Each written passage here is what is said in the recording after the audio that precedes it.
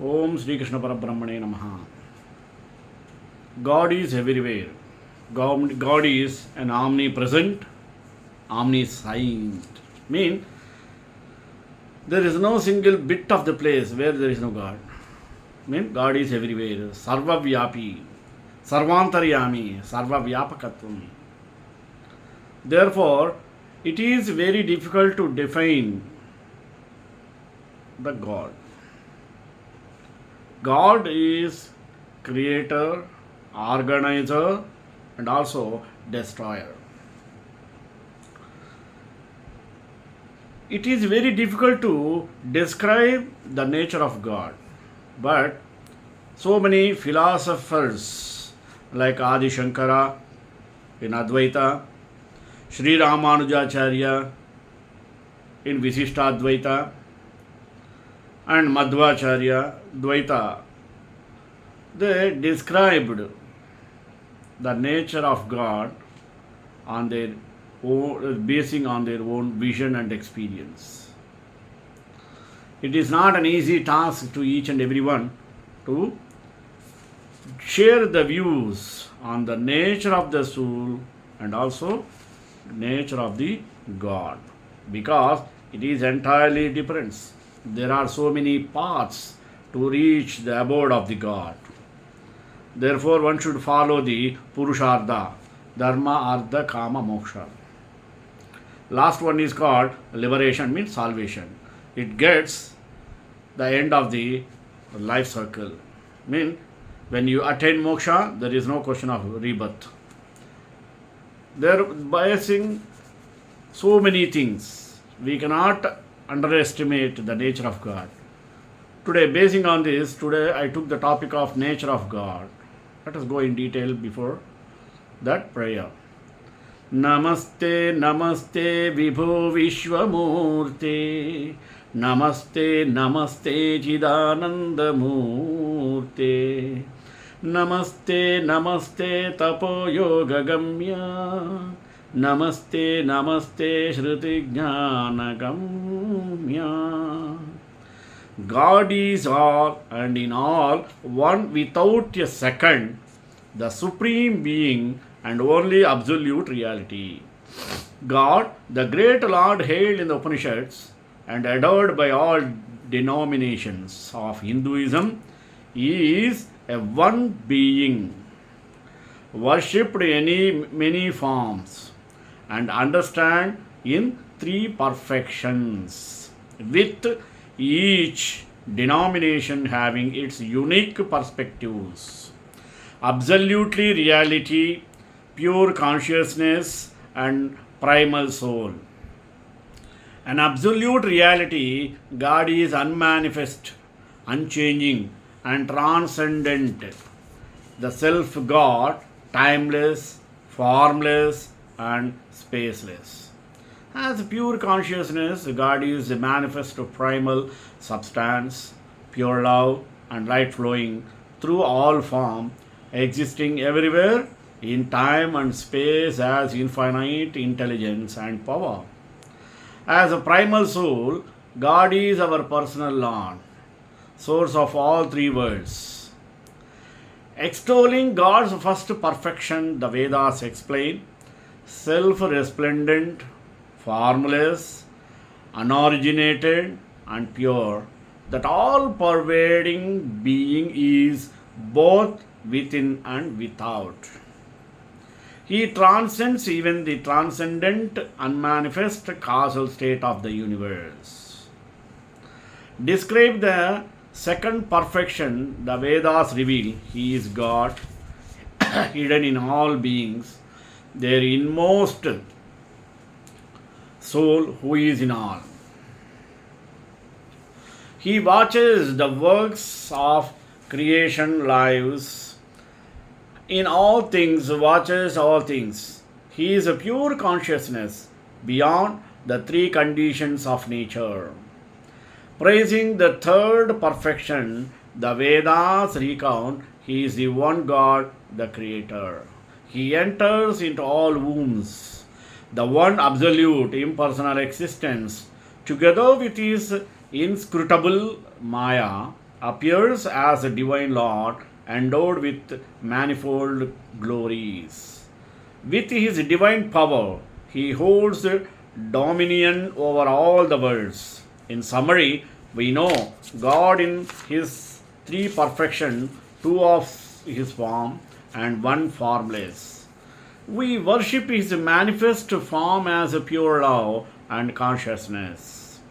We worship him as our personal Lord, the primal soul who tenderly loves and cares for his devotees, a being whose resplendent body may be seen in mystic vision. And we worship and ultimately realize him as the formless absolute which is beyond qualities and description. Let us think, how do we worship the Supreme Being? As a family of faiths, Hinduism upholds a wide array of perspectives on the divine, yet all worship the one Supreme Being, adoring that divinity as our Father, Mother, God, who protects, nurtures, and guides us. We beseech God's grace in our lives by also knowing that he or she is the essence of our soul, the life of our life, closer to us than our breath, nearer than hands and feet. We commune with the divine thought, silent prayer, meditation, exaltation through singing and chanting, traditional music and dance. We invoke blessings and grace through puja, ritual offerings, lights, water, and flowers to a sacred image of the Lord, and through homa or fire ceremony. At least once a year, we make a pilgrimage to a distant temple or holy sites, devoting heart and mind fully to God. Annual festivals are joyous observances. The four major denominations worship God in their own way. To the Saivite God is called Shiva. To Shakta Devi, the goddess, the Supreme One. The Vaishnava Hindu adores God as Vishnu and his incarnations, and Smarta worship his chosen deity as supreme.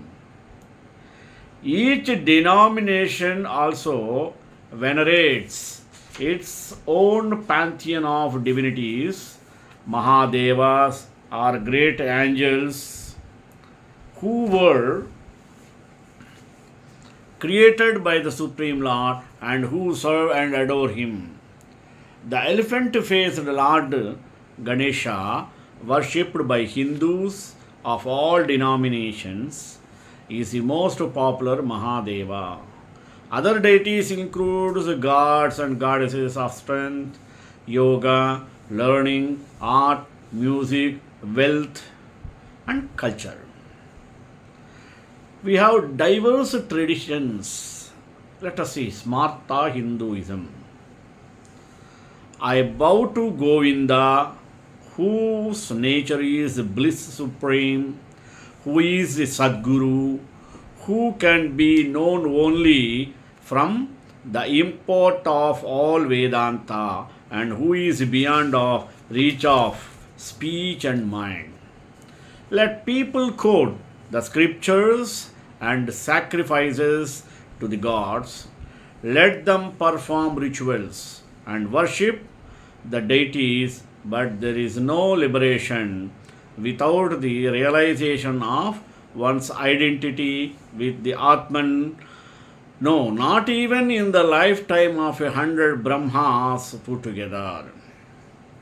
As a treasure hidden underground requires competent instruction, excavation, the removal of stones, and other such things, lying above it, and finally grasping but never comes out by being called out by name. So, the transparent truth of the self, which is hidden by Maya and its effects, is to be attained through the instructions of a knower of Brahman, followed by reflection, meditation, and forth, but not through perverted arguments. Diverse traditions according to Vaishnava Hinduism. The intrinsic form of individual soul consists of intuitive knowledge. It is dependent on God, capable of union with and separation from the body. It is subtle and infinitesimal. It is different and distinct in each body. There are various types of individual souls, such as liberated, devoted, and bound. The intrinsic form of the individual self is covered by the mirific power of Lord Krishna. This covering can only be removed by Lord Krishna's grace. Krishna is absolute, the Brahman, whose nature excludes all imperfection and is one mass of all noble qualities. Therefore, it says, Krishnastu Bhagavan Swayam. Therefore, he embodies the theophanies and is identical with Vishnu himself. Radha, Krishna's consort, is all radiant with joy and is endowed with a loveliness that reflects his nature. Radha is always surrounded by thousands of attendant maids, symbolizing finite souls. She also grants every desire. Krishna is to be worshipped by all who seek salvation, means moksha, liberation, so that the influx of the darkness of ignorance may cease. This is the teachings of the four youths to Narada, witness to all truth. Is the world also divine? Yes. The world is divine. God created the world and all things in it. He creates and sustains from moment to moment every atom of the seen, physical, and unseen spiritual universe. He is within everything. God creates us. He created the earth and all things upon it, animate and inanimate. He created time and gravity, the vast spaces, and uncounted stars. He created night and day, joy and sorrow, love and hate, birth and death. He created the grass and subtle, this world and other worlds. There are three worlds of existence, the physical, subtle, and causal, termed Bhuloka, Antarloka, and Brahmaloka. The creator of all, God Himself, is uncreated. Rishis describe this perpetual process as the unfoldment of 36 tattvas, stages of manifestation from the Shiva tattva, Parashakti, and Nada to the five elements. Creation is not the making of a separate thing, but an emanation of Himself. God creates, constantly sustains the form of His creations, and absorbs them back into Himself.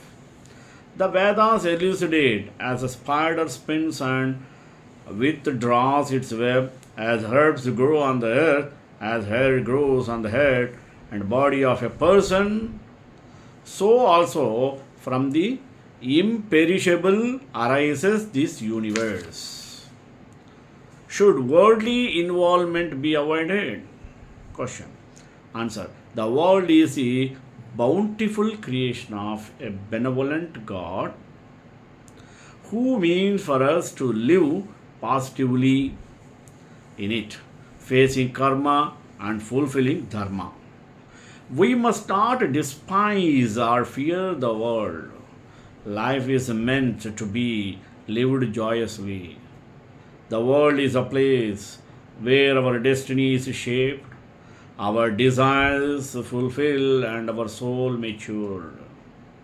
In the world, we grow from ignorance into wisdom, from darkness into light, and from a consciousness of death to immortality.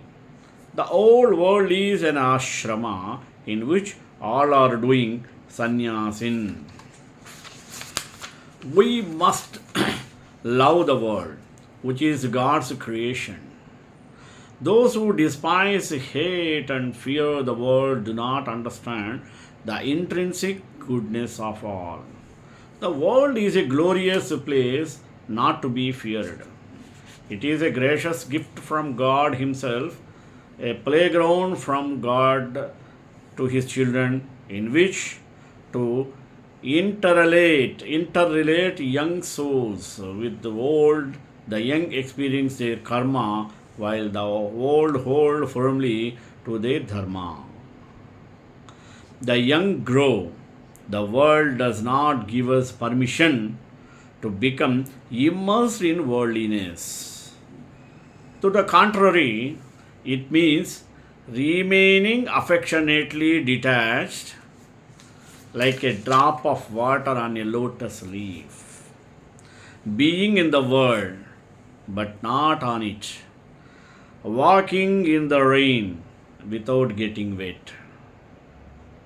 The Vedas warn, behold the universe in the glory of God, and all that lives and moves on earth. Leaving the transient, find joy in the eternal. Set not your heart on another's possession. Then what is liberation? Having lived many lives, each soul eventually seeks release from mortality, experiences the divine directly through self realization, and ultimately attains liberation from the round of births and deaths. All Hindus know this is to be their eventual goal, but the means of attainment and understanding of the ultimate state vary greatly. The point in evolution at which the individual yearns release and exactly what happens afterwards is described differently in each of the Hindu denominations. Within each set, there are also distinct schools of thought. These are the subtle, profound, and compelling perspectives we explore below. The dawn of freedom from the cycle of reincarnation is called moksha, and one who has attained the state of liberation is called a Jivan Mukta, liberated soul. While some schools of Hinduism teach that liberation comes only upon death, most recognize the condition of Jivan Mukti, a state of liberation in which the spiritually advanced being continues to unfold its inherent perfection while in the embodied state. It is said of such a great one that he died before he died, indicating the totally real, not merely symbolic, demise of the ego or limited self sense. Some schools hold the view that liberated beings, many voluntarily, return to the physical universe order to help those who are as yet unliberated. The Sanskrit word moksha derived from the root mukh, which has many connotations: to loosen, to free, release, let loose, let go, and thus also to spare, to let live, to allow to depart, to dispatch, to dismiss, and even to relax, to spend, bestow, to give away, and to open. Philosophically, moksha means release from worldly existence or transmigration, final or eternal emancipation.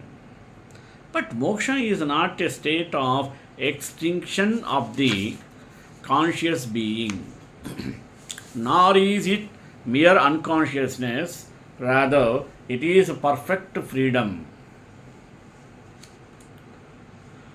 an indescribable state of non differentiation, a proximity to or a oneness with the divine. Moksha marks an end to the earthly stay, but it may also be understood as a beginning, not unlike graduation from university. Apavarga and Kaivalya are the other apt terms of this infallible condition of perfect detachment, freedom, and oneness. Hinduism is a pluralistic tradition. On any given subject, it offers a variety of views that reflect different human temperaments and different levels of emotional, intellectual, moral, and spiritual development. So, too, on the subject of liberation, various learned opinions exist. Since liberation involves transcending time and space, and yet is a state that can be achieved, while in a body it defies precise definition. For this reason, some have argued that different views of liberation simply reflect the built in limitations of language and reason. Many parts. The Vedas themselves present a number of approaches to liberation. Some of these are the agnostics, others involve various monistic and theistic views. The main classical text on self realization within the Vedanta tradition, the Brahma Sutra of Badarayana, mentions a number of then current views that upon liberation the soul attains non difference from Brahman, that it gains attributes of Brahman, that it exists only as a pure consciousness, that even though it is a pure consciousness from the relative standpoint, it can still gain the attributes of Brahman, that through pure will alone it can gain whatever it wishes, that it transcends only body or mind, that it possesses a divine body and mind, and that it attains all powers except creatorship, which belongs to Ishvara alone. Generally, the view that the soul attains the absolute only is more represented by the Brihadaranyaka Upanishad, while the Chandogya Upanishad mentions liberation along with the attainment of lordly powers. Most later ideas of moksha are variations on these same Vedic views. At one end of this metaphysical spectrum are the jnanis who follow yoga of knowledge and who ascribe to the view that the ultimate reality is formless and unqualified, mean nirguna. At the other end, the yoga of devotion and commonly believe that the individual being Jiva remains in communion with its beloved. Thus, devotees believe that they will come into inhabit the divine realm or loka of their chosen deity Shiva, Vishnu, Kali, etc. Each metaphysical view has given rise to a distinct practical approach to reaching oneness and liberation. Later, Advaita Vedantins such as Shankaracharya spoke of two types of liberation. The first is complete or direct liberation, which they regarded as the highest state. The second is gradual liberation that occurs wherein the individual being goes after death first to the heaven of Brahma and then gains liberation from there without having to return to the physical world. Ramana Maharshi, the great sage of South India from Tiruvannamalai, observed that three types of liberation are mentioned in Hinduism: without form and both with or without form. He considered true liberation as transcending all such concepts.